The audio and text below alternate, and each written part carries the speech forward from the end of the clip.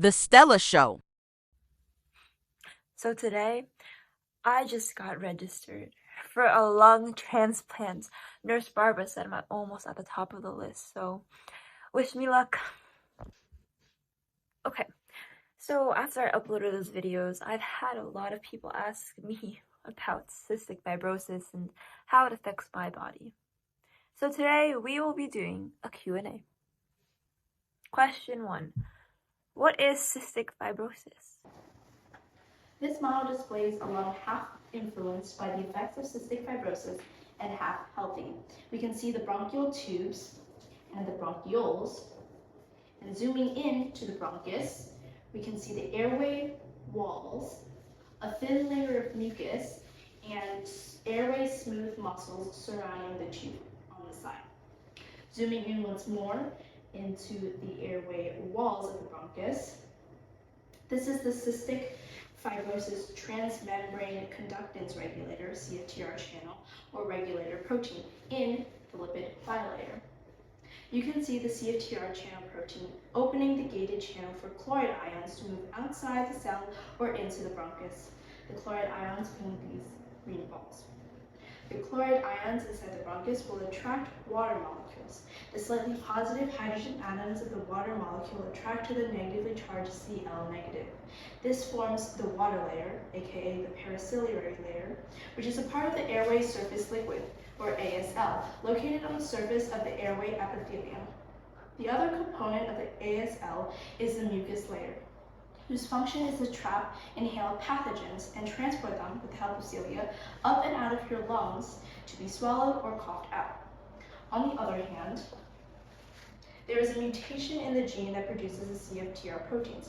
This mutation means that the protein will not work well, meaning that the proteins will not be able to perform their normal functions, or an insufficient quantity of the proteins are produced, or the proteins are not produced at all. Most chloride ions cannot pass through the gated channel. With less water going to the bronchus, the mucus becomes thick and an excessive amount builds up. The cilia will be unable to move the mucus along. The stationary thick mucus is an excellent breeding ground for bacteria, which eventually leads to inflammation and infections. The airway smooth muscles have enlarged due to inflammation. Once again, they're on the side surrounding the tube. And the combination of excess mucus and abnormally widened bronchus makes it harder for CF patients to breathe. We can see that the space here for air to pass through is much smaller than over here. These patients are much more susceptible to bacterial infections and germs that can be deadly, many of which the general population will not catch. There are 1,300 mutations in the CFTR gene that lead to cystic fibrosis. All of these issues lead to the same physical effects. Also, we must note that for someone to have cystic fibrosis, they must have 2 of these genes. The 4 classes of genes are gating, protein production, protein processing, and conduction. Gating is a mutation in which CLC2 proteins are stuck in the closed position. Protein production is a mutation in which the CFTR gene creates a lack of CLC2 proteins. Protein processing is a mutation in which the protein itself does not allow chloride ions out of the cell. And lastly, conduction is a mutation in which the shape of the protein is incorrect. All 4 of these classes cause a chloride ion imbalance in the cells. As mentioned, these mutations lead to physical effects in the patient. These 4 are mucus, bloody coughs, lung scarring, and wheezing as a result of the mucus buildup. Next, we must note the frequent infections as a result of bacteria thriving in a mucus environment. Lastly, a lack of appetite could be as a result of mucus buildup in the pancreas. Cystic fibrosis is still a terminal disease, and patients suffer until the average age of 53. We've made huge leaps, yet it remains a big issue for patients. Next, we must discuss diagnosing. This is done commonly at birth for U.S. patients. The 3 tests are sweat test, blood test, and genetic testing. This testing has diagnosed 30,000 U.S. patients and 70,000 patients worldwide. Whenever you guys sent, what systems does cystic fibrosis affect? Your nose and mouth pull air into your body. Your paranasal sinuses are the areas around the nose bone that regulate the humidity and temperature of the air you breathe. The larynx is a cartilage segment in the throat that is used for breathing. It protects the lower respiratory tract and contains vocal cords. Your vocal cords are two muscles that vibrate and produce sound. The trachea or windpipe are the airway pipes that carry down to the bronchi. The pharynx, or the throat, is a muscular tunnel that transports fluids and air down through the nose and mouth. It has the epiglottis, which is a flap of the cartilage behind the tongue that allows air in out of the larynx. Moving on, the lungs move oxygen to the bloodstream and remove waste gas like carbon dioxide. Bronchi are large airway tubes. There are two, right and the left bronchi, that connect to each lung. The bronchi transport air from the trachea to the lungs. It branches to the bronchioles, which carry air to the alveoli. Alveoli are tiny sacs in the lungs. They are connected to the bronchioles and also allow oxygen-rich blood to diffuse through the bloodstream to the heart. This is where the gas exchange occurs. The heart is made out of these cells: cardiac fibrils, cardiomyocytes, smooth muscle cells, the endothelial cells, cardiomyocytes and connective tissues, and the heart. Vascular endothelial cells, connective tissues, blood vessel walls, veins, arteries, and etc. Moving on, the sinoatrial node provides a nervous impulse. ATP is the energy used by the body to power reactions and processes. For example, ATP fuels muscle contractions in the heart, which causes specifically the right ventricle to contract and causes a blood flow through the artery, which goes to the body. 16 through 17% of ATP is used to pump muscle contractions. 34% is in ion pumps. In cellular respiration, glucose and oxygen combine to form carbon dioxide gas, water, and ATP energy. There is an equal amount of matter in each side of the equation, meaning that the chemical equation is balanced. In gas exchange, oxygen in the alveoli equally exchanges with the carbon dioxide in the bloodstream. In the gas exchange process, oxygen that has been inhaled moves through the respiratory system and is moved into the bloodstream, while carbon dioxide is exchanged and moves out of the lungs. When you inhale, the chest cavity, which is the area that contains the lungs, diaphragm, and more, grows. From there, air travels through the trachea and goes through bronchial tubes. The oxygen will move through smaller bronchioles until the air reaches the alveoli. These tiny air sacs are surrounded by capillaries, which allow oxygen-rich blood to diffuse into the bloodstream to the heart. This gas exchange process can happen at such rapid rates and is very efficient because of the large surface area the alveoli have. There are around 700 million alveoli that cover over 1,400 feet. Since they need to be touching the capillaries for quick gas exchange, this allows your body to get all the oxygen it needs. A negative feedback loop is when the reaction is turned off in order for the body to maintain homeostasis. In the respiratory system, this is seen with your carbon dioxide and your respiratory rate. If there is a high amount of CO2 in your body or bloodstream, your pH levels will drop. Your lungs will then be signaled to work at a faster rate, therefore increasing your respiratory rate at the same time. Since your lungs are working faster, there is more of a gas exchange happening and the high CO2 concentrations are being removed from the body. From there, pH levels and CO2 concentration will return to normal. I am so mad. I can't see Will anymore. I was fine with the boundary cystic fibrosis created. We were fine standing 5 feet apart the whole time. But now with this new lung transplant, I can't even see him. I couldn't feel or touch him or even come too close to him before, but this is just too much. For people with cystic fibrosis, being too close to others can put us at risk for greater disease, something called cross-infection. So with these new lungs, they could get contaminated again if I came into contact with him. That's why I'm stuck being alone once again. Well, hello guys. It's been pretty rough, but the doctors say I have less than 2 weeks to live. And for the first time, I don't care. I'm so worried about living that I'm not actually living my life. And I'm not letting cystic fibrosis control me. 2 weeks later. Someone call 911. Stella's passed out. Stella, wake up. Okay, I'm calling 911 right now. Try chest compressions. Well, Hey, Stella.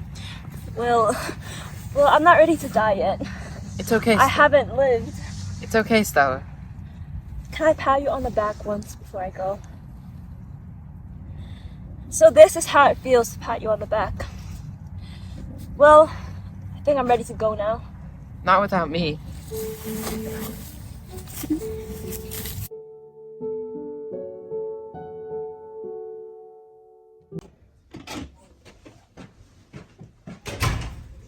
She's dead. I'm so sorry. I can't without her. I need her. Yes, you can. Your family's already paid for this new cure. But what will it do? She already got a transplant and she didn't live. Currently, there's a mix of experimental and in-use treatments for cystic fibrosis. CRISPR-Cas9 can be used to edit genes and correct the mutation found in CFTR. If cells with the corrected DNA can be spread throughout the whole body, then the patient will be cured. Kalydeco is another new treatment that has recently become widely available. It can greatly mitigate symptoms in people with gating and protein production mutations. It works by increasing CFTR activity at the cell surface and forcing them into the open position. That way, chloride ions can always leave cells through the CFTR ion channel. On the other hand, some treatments have been used for years and are very well tested. Inhalers work with a nebulizer to turn liquid medication into a mist that can be inhaled. This medication will widen the bronchi in the lungs in order to allow for easier oxygen flow in the mucousy environment. Lung transplants can temporarily reset mucus buildup in the lungs. However, symptoms will reappear after a while because the patient's mutated CFTR gene will continue to produce altered CFTR proteins that are not functional. There's 4 steps to giving our cure to a cystic fibrosis patient. First, they'll receive an intramuscular injection of a hormone-like substance known as prostaglandin E1. Then the medication will be slowly released into the circulatory system of the patient. It'll spread to various organs throughout the body.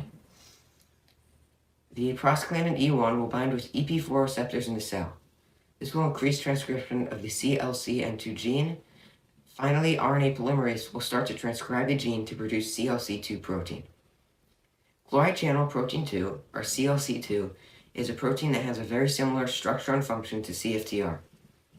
They're both gated ion channels that are activated by phosphorylation. One oral medication that uses prostaglandin E1 is lubiprostone.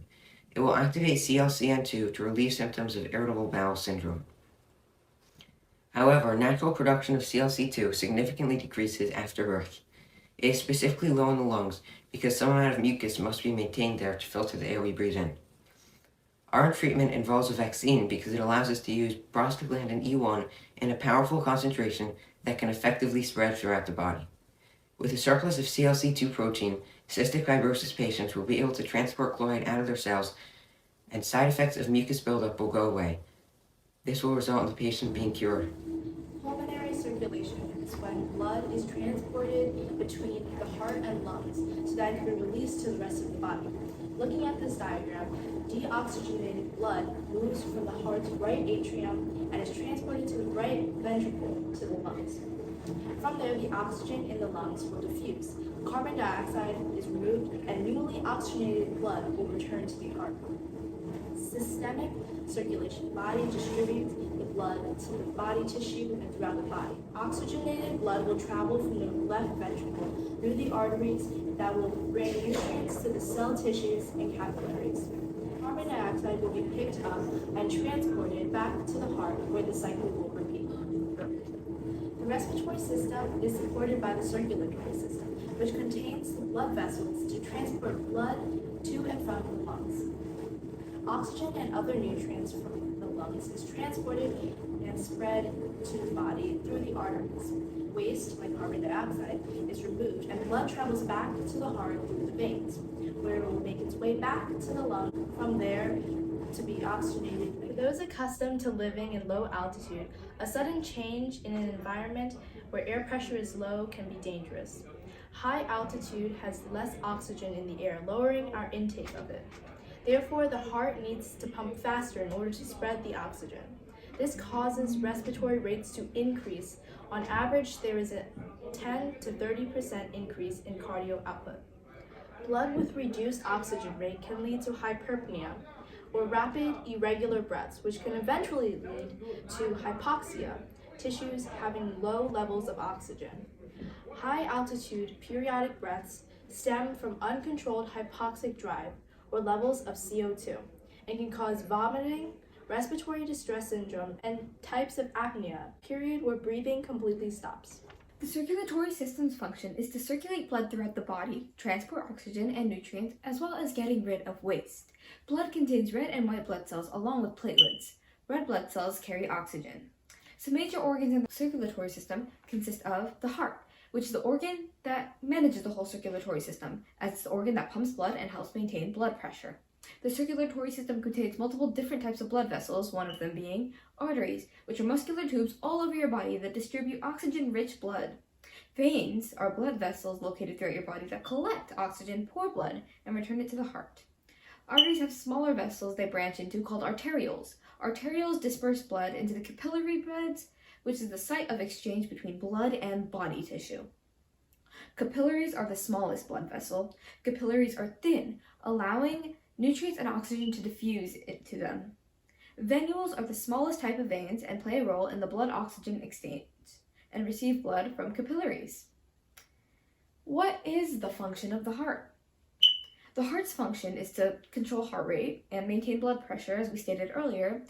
Blood pressure is how much force is being put on a blood vessel's walls. By maintaining blood pressure, blood will properly flow through your body.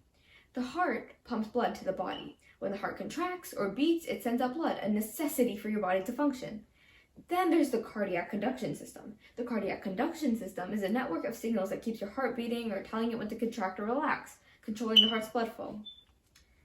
Then there's homeostasis. Homeostasis is maintaining stable conditions both internally and externally in order for the body to function. The circulatory system greatly contributes to the homeostasis of our body, as it allows all bodily systems to function because it delivers and regulates blood. Therefore, oxygen to tissues. This oxygenated blood is used for regular bodily functions like maintaining pH levels, water balances, and regulating your temperature. Welcome to our website. This is our homepage where you can either learn about our team through this little slideshow of funny pictures that we took while working on the project, or learn about how many lives just in the US that cystic fibrosis impacts. This is a brief overview of cystic fibrosis where you can learn what causes cystic fibrosis and how cystic fibrosis affects people. You can either go to the cure or cystic fibrosis in detail. We're just going to go in detail for now. The title is pretty self-explanatory. This page just gives cystic fibrosis in detail. From here, you can just go to our cure. It gives a brief explanation of our cure, and then goes through our cure step by step. You can also learn about cures that exist that are experimental and available. You can also learn why our cure is better than these. From here, you can go to the abstract, which is a document that organizes all of our research throughout this project. This can be pretty helpful with understanding why our cure works. Well, that's about it for our website. Hope you enjoy looking through it. Bye!